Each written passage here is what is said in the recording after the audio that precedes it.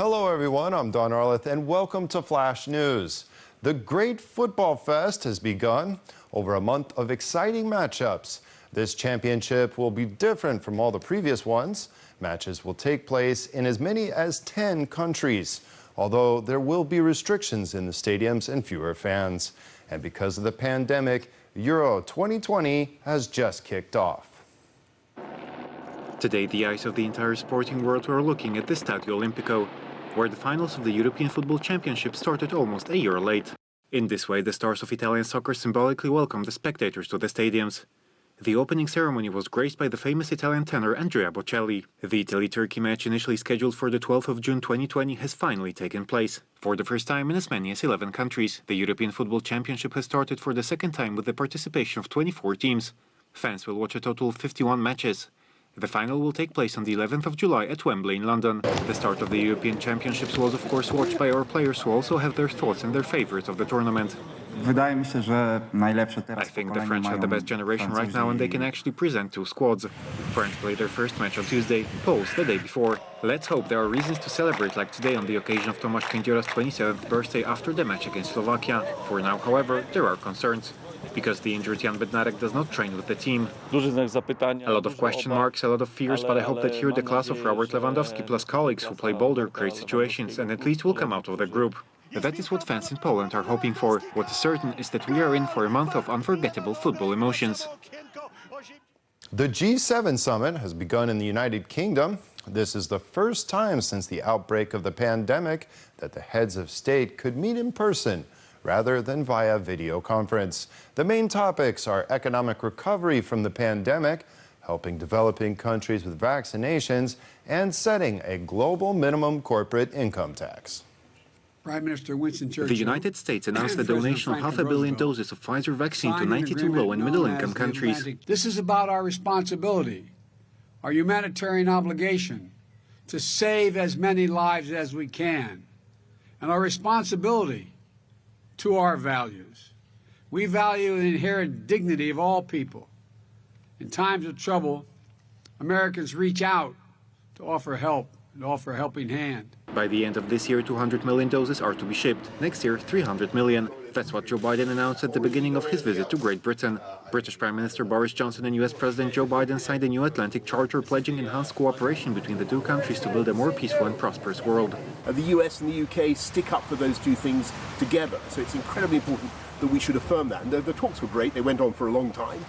We covered a huge range of subjects, and it's wonderful to listen to the Biden administration and to Joe Biden, because there's so much that they want to do together with us, from security, NATO, to climate change, and it's fantastic. The leaders of the world's 7 richest countries are to discuss not only pandemics and climate change, but also taxes. An agreement is to be signed in Cornwall on taxing multinational corporations and introducing a global minimum corporate tax rate.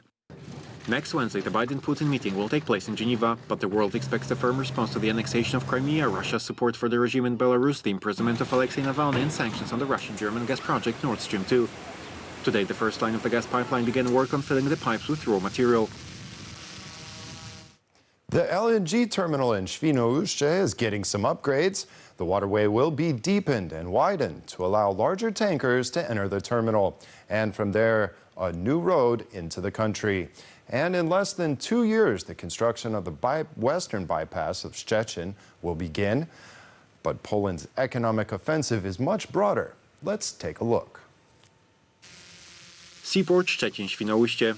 The figures for last year are impressive. Over 31,000 tons of cargo handled, nearly 9,000 containers. I don't think anyone expected that we would have such a large increase in transshipment rebound at the time of pandemic. Poland is emerging on the Baltic Sea as a player that can confidentially compete with Western Europe. The takeover from German ports, Dutch ports will continue. Further development of ports will be ensured by investment in infrastructure development, that is, construction of the western bypass of Szczecin and the S10 expressway from Szczecin through Bydgoszcz to Warsaw. Strong Western Pomerania as Poland raison d'etat. This must be the steam engine of the entire national economy. The industry is also being invested in. Thanks to the expansion, Azoty Group Puławy will double its production. This facility gets another component today that it will be able to use. Poland, despite the pandemic and corona crisis, is on a clear path of economic growth. 25 years ago, when the first special economic zone in Poland was established in Mielec, which is celebrating its jubilee, the situation was completely different. It was a time of protests, strikes. I remember when workers demanded wages above all. They were interested in that, not development. Today, Poland is a model of taking advantage of the opportunity for a civilizational leap forward. We now know the exact schedule for loosening restrictions in Poland. Starting from next Sunday, the limit of worshipers allowed in churches will be increased. In turn, from the 26th of June, more people will be able to eat in restaurants, watch movies in cinemas, and stay in hotels. Discos and clubs will also be reopened. Hotels, restaurants, cinemas and theaters. In these places from the 26th of June, the limit of people allowed will increase to 75% of all available seats. For the first time in a very long time, it's going to be boiling. There's going to be a lot of people and you're cordially invited. Limits will also be increased at gyms, stores and public transportation, among other places. Auditoriums at sporting venues, that's half of all the seats. On the 26th of June, clubs and discos with a limit of up to 150 people will also open. Let me remind you that these limits do not include vaccinated individuals. Starting Sunday, more of the faithful will be able to attend masses in temples. The limit will be half of all the seats, and in just over 2 weeks it will be 3/4 of the seats. These rules will stay with us throughout the summer.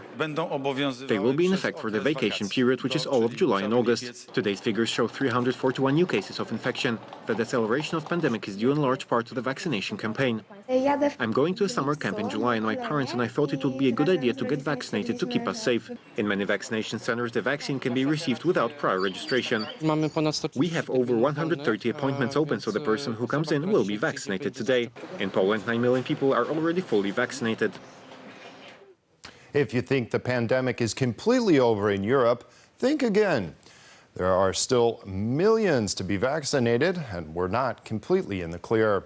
Although the number of cases has significantly decreased, the World Health Organization is urging Europeans to be vigilant during this summer. According to WHO, 368,000 new cases were reported in Europe last week. This is admittedly only a fifth of the infections compared to the peak of the last wave in April, but so far only 30% of European residents have been vaccinated with at least one dose of the vaccine against COVID-19. And this is not enough to prevent another wave of coronavirus infections. Also of concern is the growing number of the Delta strain infections in the British Isles. The mutation already accounts for more than 90% of the new cases in the UK. The Polish military has delivered medical equipment and supplies to Iraq, including 130,000 protective masks, gloves and suits. A total of 4 tons of protective gear. This support is part of the overall assistance that allies have agreed to provide to Iraq to address the severe effects of the COVID-19 pandemic. The man who slapped the French president was sentenced to 18 months in prison, 14 of which were suspended. The perpetrator was also deprived of public rights for 3 years and will not be allowed to own weapons for 5 years. During the trial, he explained that his reaction was impulsive and that Macron disgusts him. He expressed no remorse for his act. Andrzej Poczobut, an activist of the Union of Poles in Belarus, was offered by the Belarusian authorities to leave the country. He did not agree. Poczobut was considered a prisoner prone to extremism. This means that he's under more control from the prison staff. Since the arrest of the activist of the Union of Poles in Belarus since March, his wife has not been able to contact him directly, even over the phone. Now let's go back to Poland. The struggle for agricultural solidarity was difficult and full of sacrifices. It was 40 years ago that the union was successfully registered. Solidarity was always supported by the church, and priests paid a huge price for it, like Blessed Jerzy Popiełuszko. Now a museum in his home village will be built in his honor. It is to be a journey in time and a symbolic return of Father Jerzy to his hometown. I count very much on notations, on recordings of witnesses of Father Jerzy's life. After all, there are still people alive who went to school with him, who ran along those paths somewhere. Furnishings from Father Jerzy's Warsaw apartment will be moved to the museum to be built in Okopy. The museum is also to be a place of prayer and pilgrimage. He had time for everyone, for a child, for an elderly person, for an artist, for a farmer. Everyone united around Father Jerzy, and that was his strength. The opening of the Popiełuszko Museum is planned in 3 years' time, on the 40th anniversary of the bestial murder by the Polish secret communist police. 40 years ago, the agricultural Solidarność movement was also founded. The union was an expression of rebellion and disagreement with the destruction of agriculture. Subsidies and equipment were given to state farms, and private property was to cease to exist. Tractors were cut to pieces so that farmers couldn't get a tractor. How could we look at that?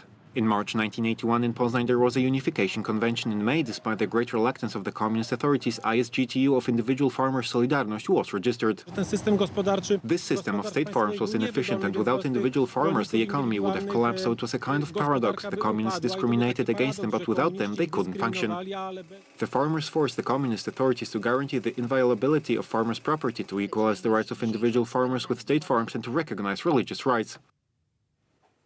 All right, now let's get back to sport. Iga Świątek and American Bethany Mattek-Sands have made it to the final of Roland Garros. In the semifinals, the Polish-American duo defeated the Romanian-Argentinian pair 6-3, 6-4. This is the first Grand Slam doubles final in the career of the blossoming Pole, who will fight for the trophy at the French Open this Sunday. It will be the second Grand Slam final in the career of Iga Świątek, although she is only 20 years old and has just started her career in professional tennis. A big success, the Roland Garros final is a great achievement. She's following in the footsteps of Jadwiga Jędrzejowska. Congratulations to Iga. The Pole and the American won today smoothly in 2 sets, 6-3, 6-4. They were definitely better, played more confidently, at times played spectacular tennis. That doubles match looked very good, and we can confidently say that Iga has recovered from that mid-match loss after what happened to her post-tournament, because I still think that was her weaker day in that tournament. Iga has only been playing doubles for a short period of time and has mostly been successful in singles. It is even more impressive to reach the final of such a prestigious event as the Roland Garros tournament in Paris. Iga won the singles last year, and I hope she will win the doubles this year. It is a huge achievement to be in the final, and I believe that Iga and the American have a chance to win on Sunday. Another Pole, Magdalinet, also had a chance to reach the final together with the American Bernarda pair, but unfortunately they lost to favorite Czechs, the Krejcikova-Sinakova duo. The grand final on courts in Paris with the participation of Iga Świątek already on Sunday. And now we'll go back to football with a few more words on the European Championships. We still have to wait 3 more days for the first match between Poland and Slovakia. And as always, we can be sure that our fans will unite in support for the white and reds. The Polish national team always unites red and white hearts around the world. Uplift your hearts, Poland will win the match. It is no different in Rome, where Polonia is already keeping its fingers crossed for our players who will play their first match at Euro 2020 on Monday. We support the Polish national team because we are a Polish-Italian family. We are united by heart. We go back to our roots and traditions, and Poland is always in our heart. Supporting together creates a unique sense of national community. I always watch the matches of the Polish national team and always root for them. I hope we win this Euro. Being a Pole living here in Italy, cherishing every sign of Polishness is very important, and even more so the destiny for children, raising children also in Polishness. And who knows if the successor to Robert Lewandowski is not training on the pitches in Rome. I love soccer and I would like to be Lewandowski because he's the best in the world. Our Eagles will be cheered on by Poles in every corner of the world. This is the case in Australia, for example. In Australia and Sydney, by watching the same game at the same time, he connects with the whole Polish community and Poles in the country, watching and experiencing these emotions associated with the game of our national team. Or in the United States. All of us, without looking at the conflicts or the political outlook, some other things, we're definitely uniting in these games, and we're going to cheer our players. And in just 3 days, the hearts of Polish fans will be beating stronger again, because everyone is waiting for those special emotions like those during Euro 2012. I miss that atmosphere from 2012 when we had a great event, which was the Euro at home in Poland and Ukraine. And now I am even more pleased that I can experience similar emotions here in the heart of Italy, in Rome. 10 years ago, she decided that her world would be black and red. To this day, she has not changed her mind. Nadia Komorova from Ukraine is the world's biggest fan of tiny ladybugs. She has made it into the Guinness Book of World Records for the largest collection of ladybug items. Ms. Komarova entered the Guinness Book of Records 2 years ago. At that time, she had 5,500 objects with dots. Today, the collection counts 20,000 pieces. If someone wants to break my record, no problem, I'll set a new one. And period. With dots, of course. Sydney shrouded in thick fog. In such natural circumstances, this phenomenon looks extremely unique. Behind the picturesque spectacle is the influx of cold air from over Antarctica. It also caused a drop in temperature in Sydney. Yesterday, with 10 degrees Celsius, was the coolest day in 37 years. Mick Jagger has already gone down in history, mostly due to his music, but his image is also important, both on stage and in everyday life. Jagger has always attached importance to being stylish, which is proven by 2 jackets that will be auctioned online. They were designed by the late Lauren Scott Jagger's former girlfriend.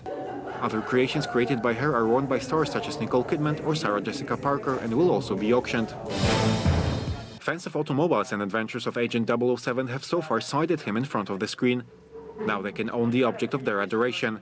British manufacturer has created 25 copies of the car used by James Bond. Aston Martin DB5 is equipped with rotating license plates, a hidden phone or a smoke screen. A dream within reach? Not exactly. As with Bond, everything is impressive, including the price, €3 million per car. Rotating license plates sure would come in handy with those photo radars out there. And with that, we conclude the program. Thanks for watching Flash News, and we'll see you next time. Good night.